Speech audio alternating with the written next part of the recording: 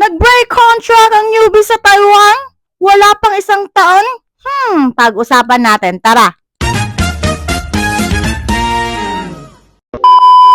So, ayun na nga, gaya ng sinabi ko ng last vlog ko, gagawa ako ng separate videos at ito na yon. Hello, Ate Sarah!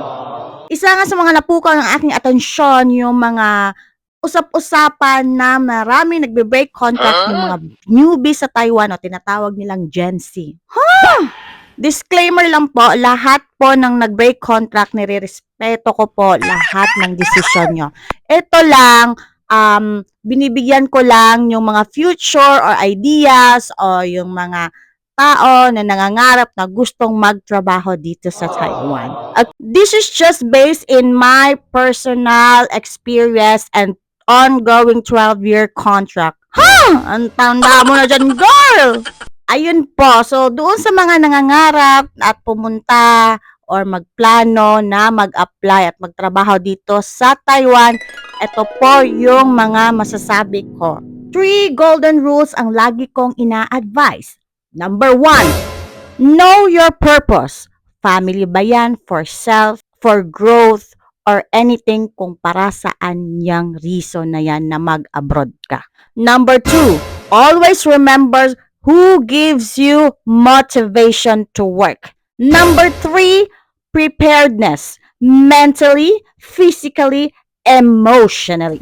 Yan yung 3 golden rules ko lagi kong ina-advise. Whether kahit saang country pa yan, basta abroad ang pag-uusapan. Before ko elaborate yon, so let's go back a little bit kung bakit ba marami ang nag-break contract. Actually, para sa amin, it's normal na naman din kasi may mga personal reason. Pero siguro dahil this time, para ang dami yata ng mga baguhan na hindi pa umabot ng 1 taon at nagbe-break contract for several reasons. At ano ba yon? Siyempre, andyan yung mga homesick, workload na 12 hours a day.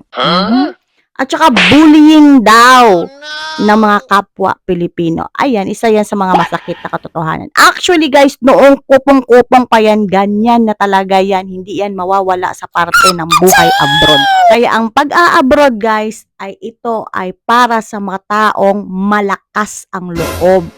Patibayan ng sikmura at kayang magsakripisyo, magtiis, maghirap para lang sa pamilya. O yun yung sinasabi kong purpose nyo sa buhay.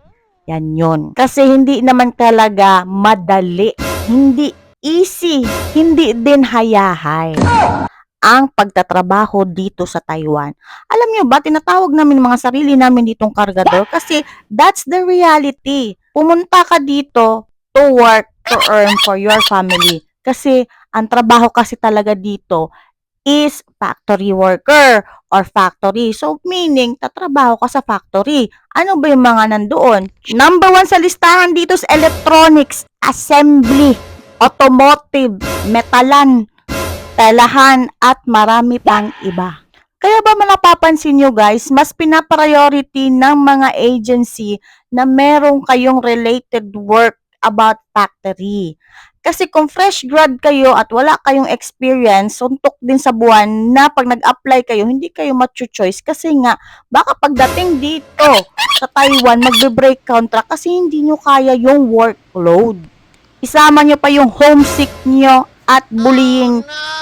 Kasi nga, 'di ba, hindi kayo marunong mag-checkwa. Syempre, i-guide kayo. May iba-iba pang lahi. Dagdag mo pa yung kapwa Pilipino mo ang mambubuli sa'yo. Realidad yan. At dyan talaga makikita mo sa sarili mo yung breakthrough mo. Kaya mo ba o hindi? Or ilaban mo yung mga challenges mo sa buhay dito sa pag-a-abroad. Kaya kailangan talaga maging matibay ka. Kaya meron ng 6 months probationary. Diyan pa lang sa probationary na yan, talagang dyan mo talaga makikita at mafe-feel sa sarili mo yung kaya mo ba yung pressure dito sa Taiwan. Yes guys, ganyan ang realidad dito. Kung ma-survive mo yan, ang 6 months rule na probationary, survive ka buong taon or kontrata. Ganyan lang yan. Kasi kung hindi mo ma-survive, Wala talagang choice, break contract ka. Ganun talaga. Pero hindi naman sinilalahat ko. Pag once na na-survive mo yan, magiging masaya naman. Makikilala mo ng mga iba't ibang ugali ng mga tao, kahit iba-ibang lahi, and then mga chekwa, yung mga katrabaho mo, and you will make friends then. Yes, guys! So, ayun guys, hanggang dito na lang yung aking ma-advise. Sana may matutunan kayo at makuha kayo ng idea. So, sa lahat na may plano mag-apply dito sa Taiwan, good luck po sa inyong lahat. Galingan nyo. And laban lang para sa purpose sa buhay. Okay? So, thank you so much po sa lahat na sumubaybay sa aking vlog. Do not forget to like, share, and subscribe. Thank you. Bye-bye!